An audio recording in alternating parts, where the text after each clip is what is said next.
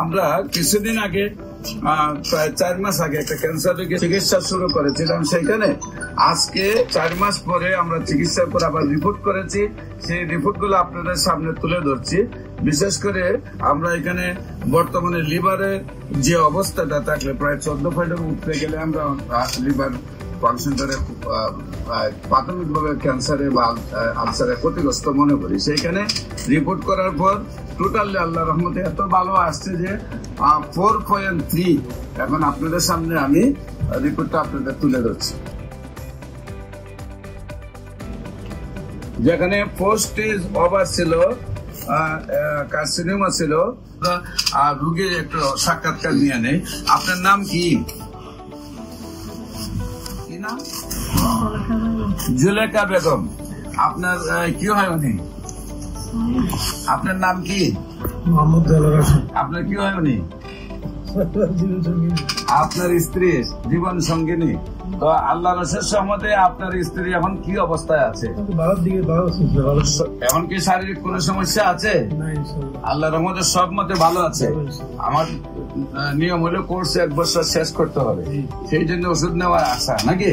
এখন শারীরিক কোনো প্রবলেম নাই।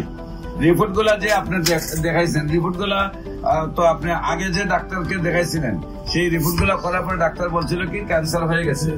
এখন আল্লাহ রসের থেরাপিও দিচ্ছেন, কেমোথেরাপি, রেডিওথেরাপি দিয়ে কি শারীরিক সুস্থতা আসছিল? শারীরিক সুস্থতা আসছিল না। না আসার পরে আপনারা আমার কাছে আসছে। আপনারা কোথায় কোথায় চিকিৎসা করেছিলেন? আমরা ঢাকায় করেছি। কোন জায়গায়? ঢাকা ওই করেছি, কিন্তু ডেল্টা তো নিছেন, কিন্তু সুস্থতা আসে না।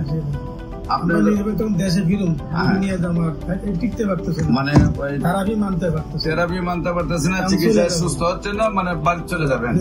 আচ্ছা, অ্যালোপ্যাথিকে এই পর্যন্ত আপনি কত টাকা খরচ করছেন? হিসাব রাখছি বাজান আমরা। একটা আইডিয়া